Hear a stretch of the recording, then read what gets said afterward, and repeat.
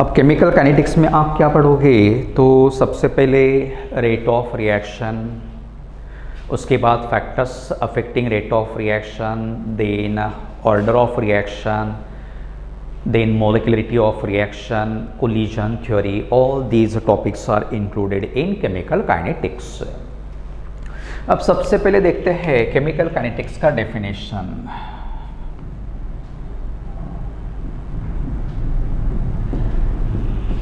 Kinetics, kinetic का मतलब क्या होगा, what does it mean, kinetic का ओरिजिन क्या रहेगा।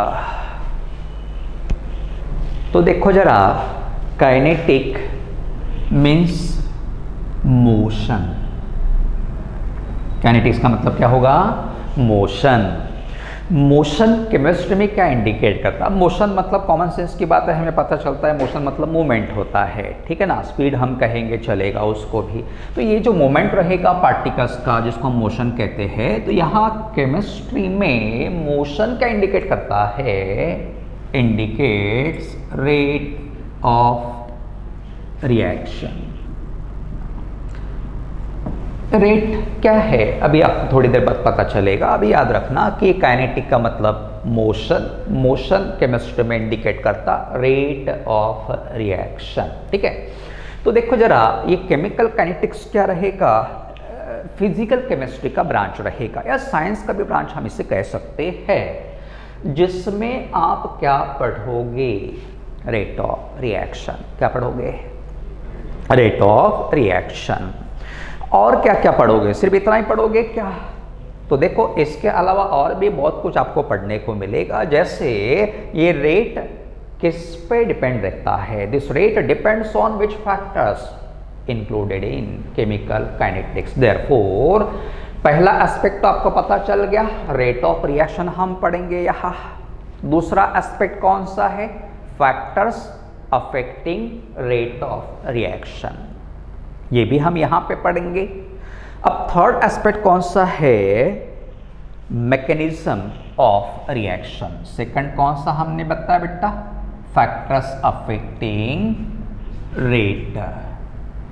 और थर्ड एस्पेक्ट कौन सा बताया, मैकेनिज्म ऑफ रिएक्शन, ठीक है। अब मैकेनिज्म का मतलब क्या होता है, इसके पहले ऑर्गेनिक केमिस्ट्री में आपने दो मैकेनिज्म्स या दो क्या बहुत ज़्यादा मैकेनिज्म्स पढ़े हैं। हैलोजन डेरिवेटिव्स में हमने दो मैकेनिज्म एक्सप्लेन किए थे, याद करो जरा, SN1 एंड SN2 हमने पढ़ाया था। देन अल्कोहल में हाइड्रेशन का और डिहाइड्रेशन दोनों मैकेनिज्म हमने पढ़ाए हैं। इथरिफिकेशन में भी मैकेनिज्म हुआ है। तो ऐसे मैकेनिज्म कई सारे आपने पढ़े हैं, लेकिन मैकेनिज्म का मतलब क्या है, तो देखो किसी भी रिएक्शन में किसका किस में कन्वर्शन होता है, रिएक्टेंट्स का प्रोडक्ट में होता ना। अब रिएक्टेंट का प्रोडक्ट में रूपांतर होते समय हमें एक पाथवे फॉलो करना पड़ता है, इस पाथवे को ही मैकेनिज्म कहा जाता। A path which explains conversion of reactants into products is mechanism। समझ में आ रहा। तो अब देखिए कि ये केमिकल काइनेटिक्स में आप क्या पढ़ोगे, rate of reaction, factors affecting rate of reaction and mechanism of reaction. What will you study in chemical kinetics, क्या पढ़ोगे, rate of reactions, then factors affecting rate of reactions, then mechanism of reactions, right. Chemical kinetics किसका branch है, science का branch कहेंगे या physical chemistry, चलता कोई दिक्कत नहीं है। देयरफॉर डेफिनेशन कैसे रहेगा, a branch of science, a branch of which deals with study of, which deals with study of rate of reaction, factors affecting rate of reaction and mechanism of reaction is known as chemical kinetics। बताइए जरा, it is a branch of science which deals with study of rate of reaction, factors affecting rate of reaction and mechanism of reaction is known as chemical kinetics. तो introduction समझ में आया. Kinetics means what? Kinetics का मतलब होता है motion. ठीक है, मोशन केमिस्ट्री में क्या इंडिकेट करता है? Rate of reaction. राइट. तो केमिकल काइनेटिक्स किसका ब्रांच है? It is a branch of science जिसमें आप क्या पढ़ोगी? Rate of reaction. Second aspect कौन सा रहेगा? Factors affecting rate of reaction. Third aspect कौन सा रहेगा? Mechanism of reaction. Therefore definition a branch of, yes, tell me the definition. A branch of science which deals with study of rate of reaction, then factors affecting rate of reactions and mechanism of reaction is known as chemical kinetics. समझा? याद कर लेना. जब का तब याद कर लो बेटा. नोट्स आपको मिल जाएगी प्रोबेबली टुडे. आज कोशिश करता हूँ मैं. तो ये सब आज के आज ही याद कर लेना, यानी बाद में ज़्यादा आपका समय बचेगा. हमने इसके पहले भी कहा है, जो भी आप जिस दिन जिस सब टॉपिक का लेक्चर देखोगे, वीडियो देखोगे, उसी दिन याद कर लेना नोट सभी, ताकि कम समय में याद हो जाएगा. आइए अब आगे बढ़ते हैं कि रेट ऑफ रिएक्शन होता क्या है. क्या है रेट ऑफ रिएक्शन? तो एक हाइपोथेटिकल रिएक्शन हम लेंगे. ए चेंजेस टू बी, बराबर है. बताओ ए को क्या कहोगे? रिएक्टेंट. बी को कहना प्रोडक्ट. मतलब क्या होता है किसी भी रिएक्शन में? रिएक्टेंट्स कन्वर्टेड टू प्रोडक्ट्स, बराबर है. अब रिएक्टेंट का प्रोडक्ट में रूपांतर हो रहा, मतलब कौन डिसअपियर हो रहा, कौन कंज्यूम हो रहा?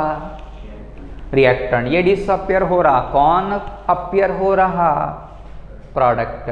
तो बताइए किसका कंसंट्रेशन समय के साथ कम हो रहा? रिएक्टेंट. डिसअपियर हो रहा ना, और इसका concentration with time increases. What does it mean? It means that concentration of both reactants and products changes with the time. देखो जरा, समय के साथ रिएक्टेंट और प्रोडक्ट दोनों का कंसंट्रेशन चेंज होता है, बराबर है. अब ये जो चेंज हम कंसिडर करेंगे वो कितने टाइम इंटरवल में कंसिडर करेंगे? Unit time interval. अब यूनिट मतलब कितना होगा? 1 सेकंड, 1 मिनट, 1 आवर, कुछ भी हो सकता है. It depends on nature of reaction. समझ में ना? तो देखिए यहाँ जो भी कंसंट्रेशन रिएक्टेंट या प्रोडक्ट का चेंज होता है, रिएक्टेंट या प्रोडक्ट, रिएक्टेंट एंड प्रोडक्ट नहीं, जो भी कंसंट्रेशन चेंज होता है रिएक्टेंट्स या प्रोडक्ट्स का per unit time is known as rate of reaction. Therefore definition, the change in concentration of the change in concentration of reactant or product per unit time is known as rate of reaction. बताओ definition. The change in concentration of reactant or product per unit time is known as rate of reaction. हो गया. अब फिर ये rate को कैसे determine करते हैं, उसका एक्सप्रेशन किस प्रकार से लिखा जाता है? तो रेट ऑफ रिएक्शन, देखिए जरा ये समझना जरूरी है. Rate of reaction is equal to, अब यहाँ ए डिसअपियर हो रहा, इसलिए रेट ऑफ डिसअपियरेंस ऑफ क्या रहेगा? ए, बराबर है. अब ए डिसअपियर हो रहा तो उसका कंसंट्रेशन समय के साथ कम होगा. समय के साथ इसका कंसंट्रेशन कम हो रहा, इसीलिए नेगेटिव साइन यूज करना. समय के साथ कंसंट्रेशन चेंज हो रहा है, इसे हम कैसे डिनोट करेंगे? तो d concentration of A upon D t, d by D T of concentration of A. इसे आप कैसे पढ़ोगे? Rate of change of concentration of A with respect to time, temperature नहीं, विथ रिस्पेक्ट टू टाइम। समझ में आ रहा? तो इस प्रकार से देखो जरा, minus D A by D T लिखना, ठीक। उसके बाद बी के फॉर्मेट में हम कैसे लिखेंगे रेट को? बी का भी तो कंसंट्रेशन चेंज हो रहा, तो रेट ऑफ, हाँ अब क्या लिखूं? अपीयरेंस ऑफ बी रहेगा, ठीक है। अब बी अपीयर हो रहा, इसको हम रेट ऑफ रिएक्शन कहते हैं। बी अपीयर हो रहा तो माइनस रहेगा कि प्लस रहेगा? प्लस यूज करना पड़ेगा क्योंकि कंसंट्रेशन बढ़ रहा। फिर ऐसा आप क्या लिखोगे? D by D T of, दिख रहा क्या बेटा? देख लो, d by D T of concentration of B बराबर है। तो इस प्रकार से देखिए, आप कोई भी रिएक्टेंट और प्रोडक्ट को यूज करके रिएक्शन का रेट डिटरमाइन कर सकते हो। आर यू गेटिंग और नॉट? देखो जरा, समझ में आ रहा बेटा? Once again repeating here, rate of reaction का डेफिनेशन कैसे रहेगा? हमने हाइपोथेटिकल रिएक्शन लिया रे, कौन सा? A changes to B. A को कहना रिएक्टेंट, बी को कहना प्रोडक्ट। ए कंज्यूम होगा कि फॉर्म होगा? कंज्यूम होगा। रिएक्शन में रिएक्टेंट ऑलवेज कंज्यूम होते हैं। बी क्या होगा? कंज्यूम होगा कि फॉर्म होगा? फॉर्म होगा। मतलब किसका कंसंट्रेशन समय के साथ कम होगा? किसका बढ़ेगा? बी का बढ़ेगा। कंसंट्रेशन दोनों का चेंज होगा, ठीक है। तो दोनों का जो भी कंसंट्रेशन चेंज होगा वो यूनिट टाइम में कंसीडर करना, that is called rate of reaction. Therefore definition, the change in concentration of reactant or product per unit time is known as rate of reaction। समझ में आया? फिर ये फॉर्मूला कैसे लिखने का? Rate of reaction equal to rate of disappearance of A. A कम हो रहा इसलिए नेगेटिव अपरने का, d by D T of concentration of A रहेगा। Then rate of reaction equal to rate of appearance of B. B बढ़ रहा इसलिए पॉजिटिव अपरने का, d by D T of concentration of B. समझा? लिख पाओगे ऐसे क्वेश्चन अगर पूछा गया तो? नहीं लिख पाओगे? हाँ ओके ठीक है। तो बताइए जरा, जो हाइपोथेटिकल रिएक्शन हमने लिया उसमें रिएक्टेंट कौन सा? Product B. Very good. Reactant consume और form react a product, therefore concentration of reactant decreases, concentration of product increases with the time, ठीक है। इसलिए रेट लिखते समय बेटा देखो, जब आप रिएक्टेंट का कंसंट्रेशन यूज करोगे तो साइन कौन सा लेना? Minus. Negative sign indicates decrease, decrease in concentration of reactant. Positive sign indicate increase in concentration of product. Positive sign कौन से केस में यूज करना? प्रोडक्ट के लिए। नेगेटिव साइन किसके लिए? रिएक्टेंट्स के लिए। हो गया। अब एक क्वेश्चन यहाँ दिया है नोट्स में, उसको हम डिस्कस करते हैं, नहीं कोई कंफ्यूजन नहीं रहना चाहिए, है कि नहीं। फॉर द रिएक्शन दिया है, कुछ कुछ दिया है, व्हाट इज द रिलेशनशिप वगैरह कुछ कुछ पूछा है। अब देखो जरा, रिएक्शन इस प्रकार से दिया है, N2G plus 3H2G gives twice NH3G। अब हमें पूछा क्या है बेटा कि रिलेशन निकालना है between N2, H2 and NH3 concentrations. ऐसे एक्सप्रेशंस हमें लिखने पड़ेंगे। तो देखो जरा हम कैसे लिखेंगे इसका आंसर। Rate of reaction is equal to, बताओ जरा क्या लिखना पड़ेगा N2 के लिए, बताओ।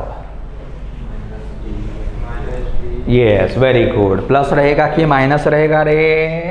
माइनस क्यों माइनस रहेगा रे? क्योंकि N2 रिएक्टेंट है, बराबर। बाद में लिखूं, अच्छा उधर बहुत ज्यादा हो गया क्या? अरे यार नीचे लिखो, बराबर। रेट ऑफ रिएक्शन, ये बेटा इसको नीचे लिख रहा मैं, हाँ यहाँ पे इज इक्वल टू नीचे लिख रहा, हाँ माइनस लिखा, हाँ बताओ बाद में डी बाय, कोशिश करो, D by D T of concentration of N2, very good, is equal to, हाँ अब इसके लिए वापरो, प्लस रहेगा कि माइनस रहेगा? Very good, minus. उसके बाद डी, हाँ डी बाई डी टी, हाँ कंसंट्रेशन ऑफ H2, ठीक है। अब थोड़ा सा आपको प्रिकॉशन लेना है कि यहाँ 3 है, बराबर है, तो यहाँ पे भी आपको 3 यूज नहीं करना है। यहाँ आप क्या यूज करोगे? 1/3, नॉट 3। समझ में आ रहा? तो 1/3 लिखना पड़ेगा, अच्छे से याद रखो। इज इक्वल टू, हाँ अब प्रोडक्ट को वापरो, NH3 है, नीचे लिखो, ओके यार ये बहुत झमेले है, हाँ अब बताओ माइनस की प्लस क्यों रे? बताओ जल्दी, आवाज आनी चाहिए, हाँ क्या रहेगा? प्लस, प्रोडक्ट रहेगा, वेरी गुड। कितना लिखूं? D by D T of, हाँ कंसंट्रेशन ऑफ NH3, अब यहाँ 2 है तो यहाँ पे भी 2 नहीं लिखेंगे, 1/2 लिखेंगे, समझा? अब मैं अभी एक इक्वेशन दे ही देता हूँ आपको, 2C प्लस 1/3D, ये हाइपोथेटिकल है, ज़्यादा सोचना नहीं, अरे यार नहीं तो कैसे होगा, समझा नहीं, टेंशन मत लो, ठीक है। 2/3 ऐसा हाइपोथेटिकल दिया हमने। बताओ रेट इक्वल, हाँ यस, माइनस, फट से आ जाता माइनस, यस। उसके बाद D by of concentration of C, लेकिन उसके पहले 1/2, वेरी गुड, हाँ इक्वल टू माइनस 3 बाय, अच्छा डी बाय डी टी है, तो समझा? हाँ नीचे क्या लिखूँ, इधर क्या लिखूँ? 3 आएगा पक्का, यस। 1/3 म्हणजे 3 पकड़ने का, हाँ इज इक्वल टू,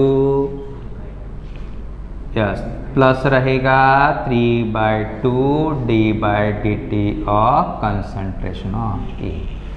देखो हाइपोथेटिकल रिएक्शन भी दिया जाता है, ठीक है, आपको इस प्रकार से लिखना पड़ेगा। तो ये हुआ about the rate of reaction.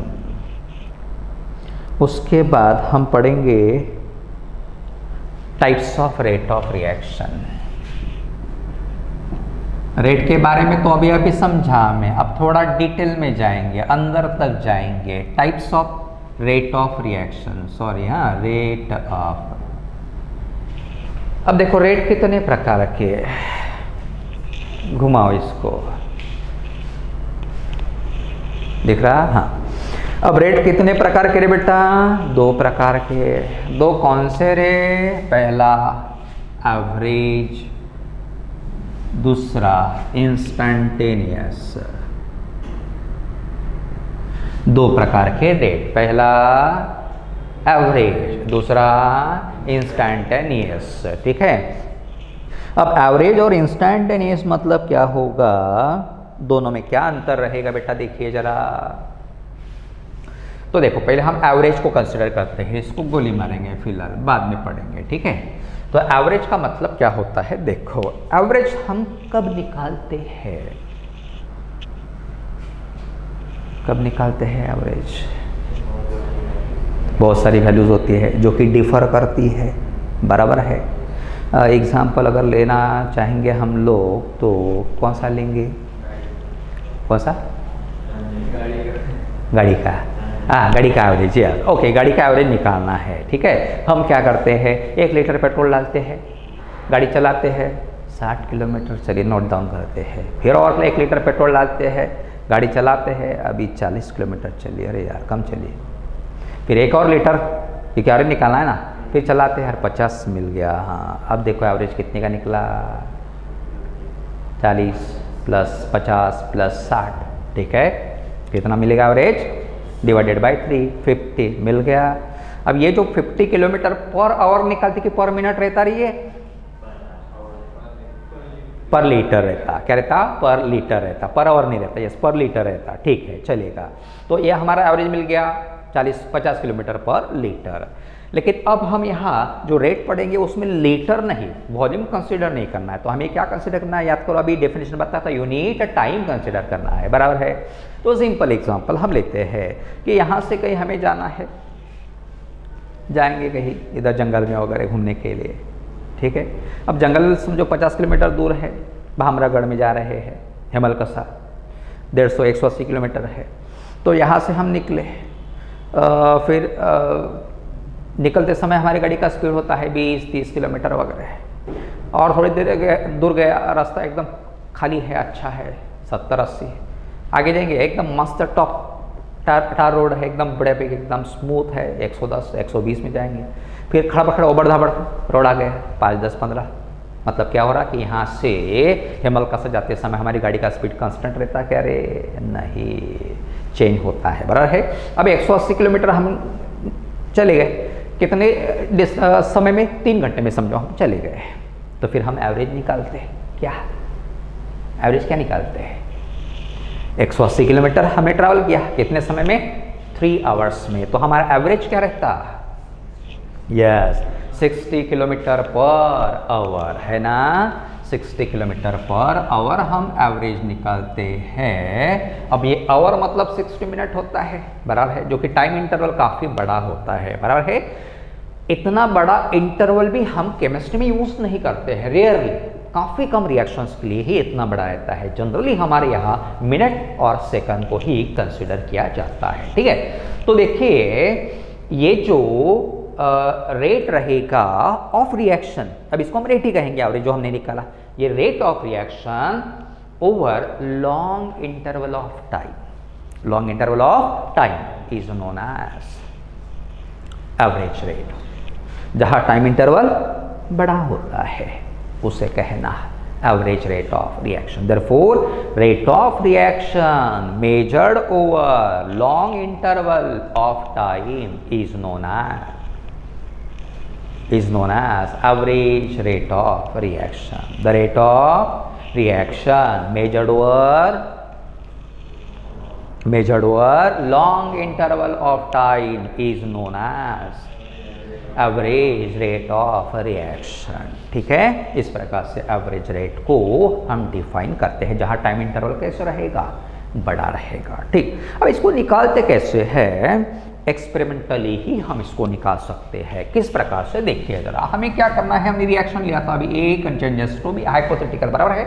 हमें पता भी चल गया कि ए का कंसंट्रेशन कम होता, बी का बढ़ता समय के साथ। हम क्या करेंगे बेटा, यहाँ टाइम इंटरवल लेंगे।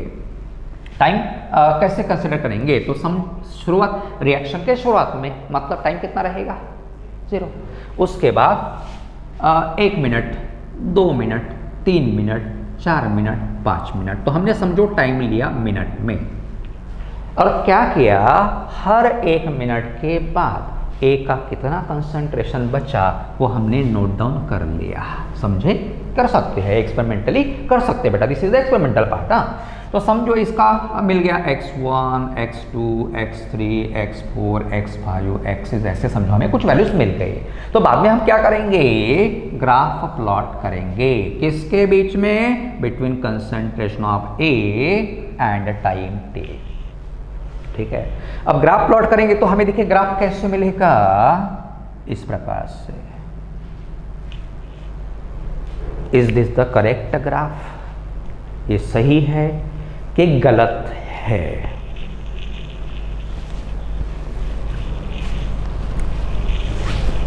सोचो जरा, कोई दूसरा भी ऐसा भी पॉसिबल हो सकता है क्या,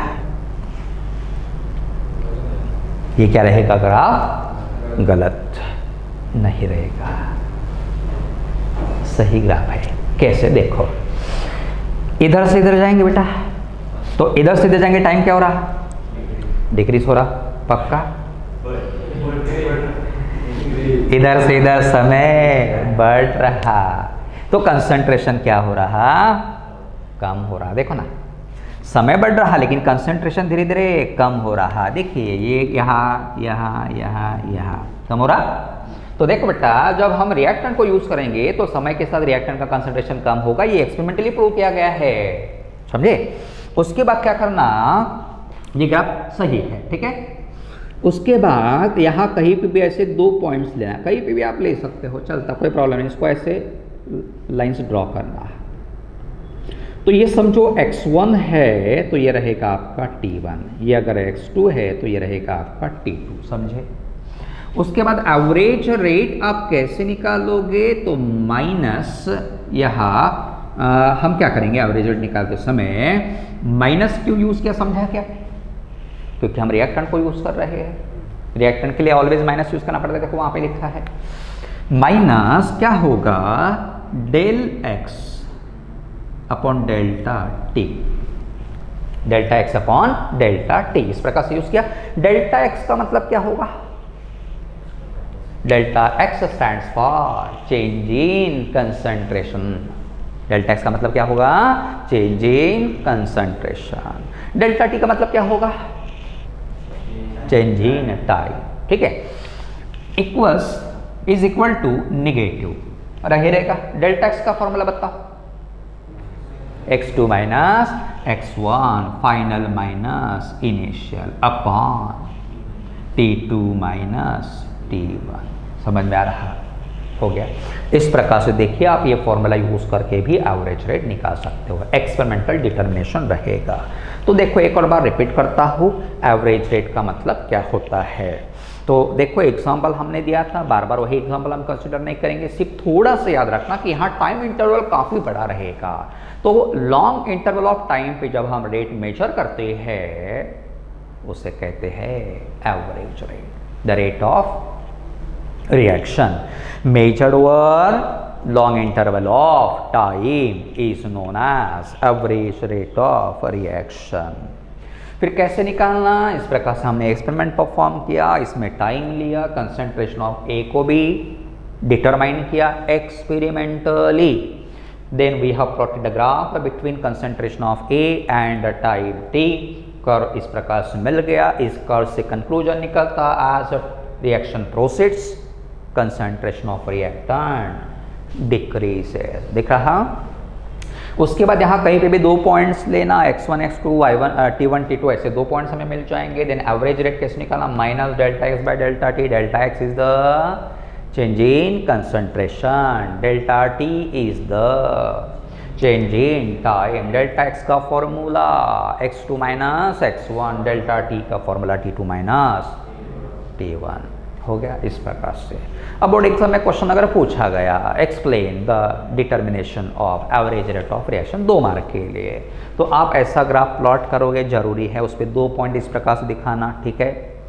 फिर ये फॉर्मूला लिखना और एक्सप्लेनेशन दे देना, जो भी रहेगा। थोड़ा सा नोट्स में सब कुछ दिया है, बहुत ज़्यादा सोचने की आवश्यकता नहीं है। इंस्टैंटेनियस रेट, अब देखो इंस्टेंटेनियस रेट किससे कहते हैं। तो देखो अभी हम हेमलकसा गए थे, तो हेमलकसा जाते समय देखिए हमारी गाड़ी का स्पीड एक पर्टिकुलर इंस्टेंट पे हम देखेंगे 110 किलोमीटर पर आवर। तो ये जो पर्टिकुलर इंस्टेंट पे स्पीड हम देखते हैं, रेट देखते हैं, उसे कहना instantaneous rate of reaction. Therefore the rate of reaction measured eight particular instant, specific instant is known as instantaneous rate। नाम से पता, instantaneous का मतलब होगा at a specific instant। तो जो रेट हम specific instant पे निकालते हैं उसे कहना instantaneous rate of reaction। The rate measured at a specific instant is known as instantaneous rate of reaction। अब इसे कैसे डिटरमाइन करना, फिर से एक्सपेरिमेंट परफॉर्म करना पड़ेगा। इसी प्रकार से हम जाएंगे, ग्राफ प्लॉट करेंगे। देखो सिमिलर स्टेप्स हमें फॉलो करना है। यहाँ रहेगा कंसंट्रेशन ऑफ ए, यहाँ रहेगा टाइम टी, इस प्रकार से ग्राफ हमें मिलेगा। ठीक है, अब इंस्टेंटेनियस रेट डिटरमाइन करते समय क्या करना, कहीं पे भी एक पॉइंट ले लेना, यहाँ यहाँ यहाँ यहाँ चलता है, लेकिन यहाँ लेंगे तो भी अच्छा रहेगा। इस प्रकार से हमने ये पॉइंट ले लिया। ठीक है, इस पॉइंट से एक टेंजेंट ड्रॉ करना। टेंजेंट पता है, तो ये टेंजेंट हम ड्रॉ करेंगे। मैथमेटिक्स इसे कोई टेंजेंट कहते हैं ना, देख लेना, मेरा मैथमेटिक्स उतना अच्छा नहीं है। हाँ, ये टेंजेंट हो गया। अब इस टेंजेंट का क्या करना, इसको एक्स्ट्रापोलेट करो, बढ़ाओ, लंबा करो इसको। तो देखो इसको हमने लंबा किया इस प्रकार से, तो क्या होगा, ये इंटरसेक्ट करेगा दोनों एक्सिस पे। यहाँ ओ ओरिजिन को कैसे हम रिप्रेजेंट करते हैं, ओ से। तो समझो ये जो पॉइंट ऑफ इंटरसेक्शन है उसको कहोगे ए, तो ओ ए क्या इंडिकेट करेगा, और does it represent change in concentration of A, sorry yes A. बाद में यहाँ पॉइंट ऑफ इंटरसेक्शन आपको दिख रहा है, उसको ओ बी कहो, बी कहो, तो ओ बी क्या इंडिकेट करेगा, चेंज इन टाइम। हो गया। फिर हम क्या करेंगे, इसका स्लोप निकालेंगे। यहाँ लिखता slope of tangent is equal to, tangent का स्लोप कैसे निकालते हैं पता है,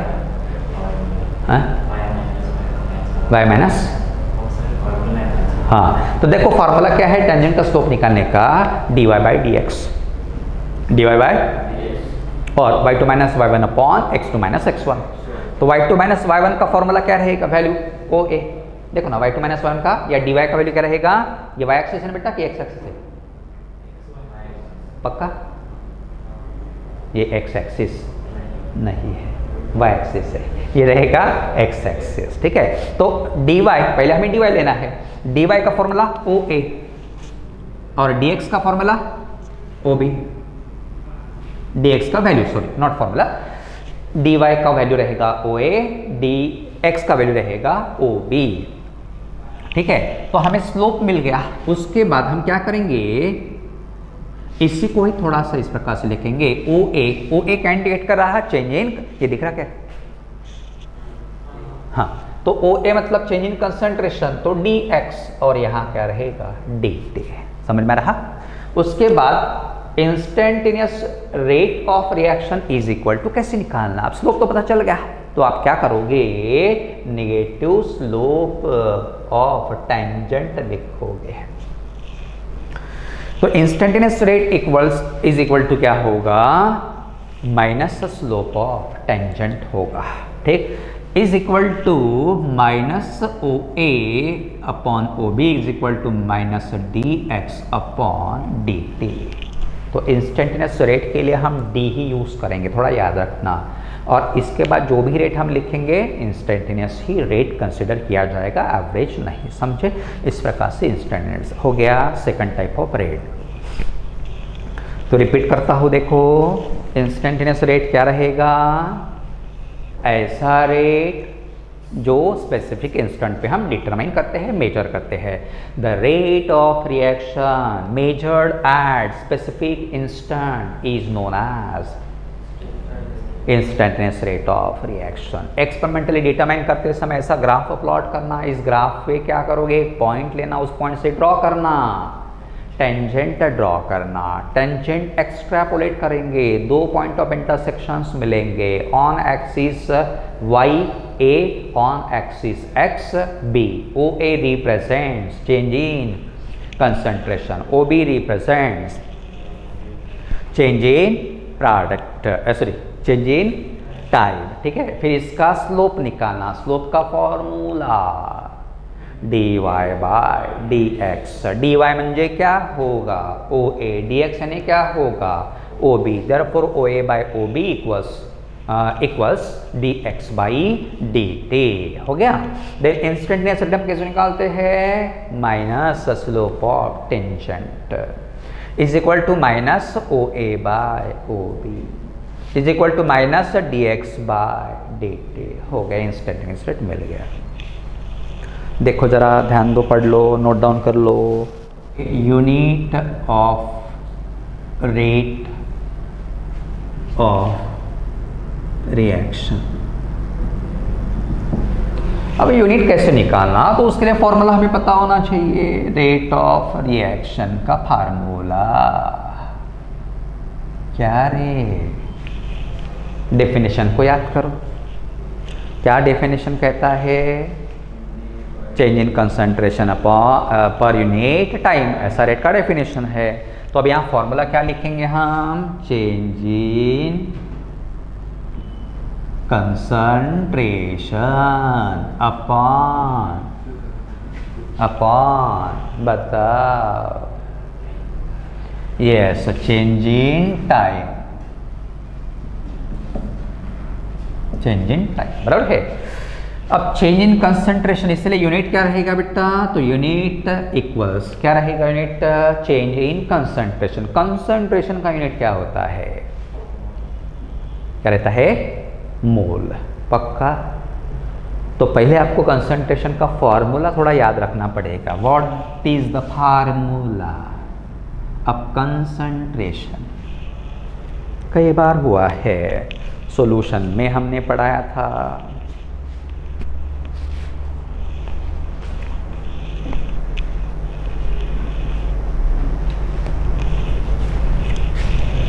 कंसंट्रेशन का फॉर्मूला याद करो, क्या है?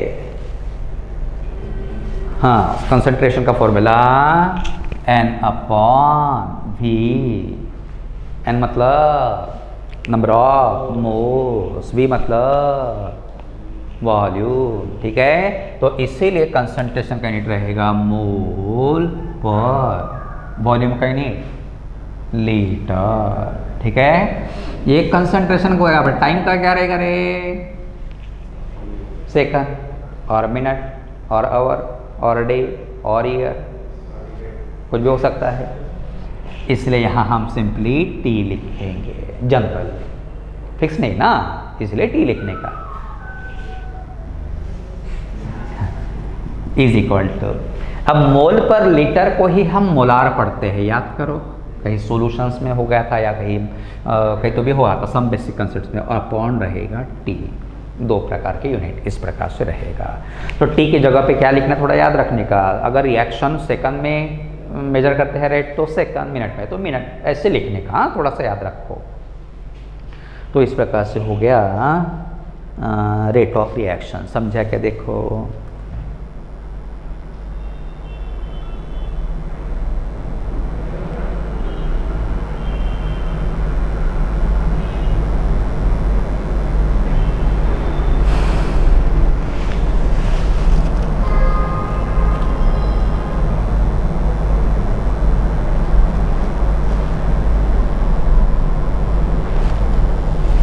हो गया, कोई टेंशन वाली बात नहीं। अभी एक क्वेश्चन दिया है यहाँ पे, F2G plus ClO2G twice FCl O2G twice, ऐसे बोला गया है।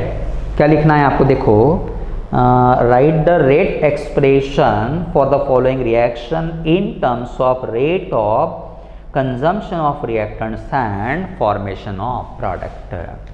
तो हम पहले क्या करेंगे? आंसर लिखते समय rate of consumption of F2, reactant दो है ना बेटा, इसलिए F2 इक्वल टू क्या रहेगा? प्लस की minus minus d/dt of F2। Then rate of consumption of ClO2G equal to minus d/dt of concentration of ClO2। अब यहाँ 1/2 हम नहीं लिखेंगे, ध्यान देना। 1/2 कहाँ लिखेंगे? जब रेट के लिए एक्सप्रेशन लिखेंगे। हम इंडिविजुअल स्पेसिस के लिए लिख रहे हैं ना, इसलिए ओनली प्लस और माइनस, समझे। उसके बाद क्या रहेगा? Rate of formation of FClO2G, तो क्या रहेगा? Plus d/dt of concentration of FClO2। तो जब आप इंडिविजुअल स्पेसिस के लिए फॉर्मेशन और कंजम्पशन का रेट लिखोगे तो ओनली माइनस प्लस यूज करना है, और जब रेट ऑफ रिएक्शन लिखोगे तो उस समय क्या करना है, स्टोइकियोमेट्रिक कोएफिशिएंट को यूज करना पड़ेगा, जैसे अभी हम यूज करेंगे। यहाँ पे देखो जरा, तो हम रेट कैसे लिख पाएंगे, तो rate of reaction is equal to, पहले इसको यूज करो, क्या लिखना पड़ेगा, minus D by D T of F2 रहेगा, इज इक्वल टू, फिर इसको यूज करो बेटा, बताइए, minus 1/2 now D by D T of concentration of ClO2 is equal to क्या रहेगा, minus 1/2 D by D T of, दिख रहा करे, FClO2। समझ में आया? हाँ, कहाँ पे प्लस आएगा, यस, आखिरी में प्लस आएगा, वेरी गुड, हो गया, इस प्रकार से रहेगा। समझ में आया? अरे बाप रे, हाँ ठीक है ना। देख लो कोई डाउट है क्या, उसके बाद और कुछ क्वेश्चंस दिख रहे हैं हम कर लेंगे।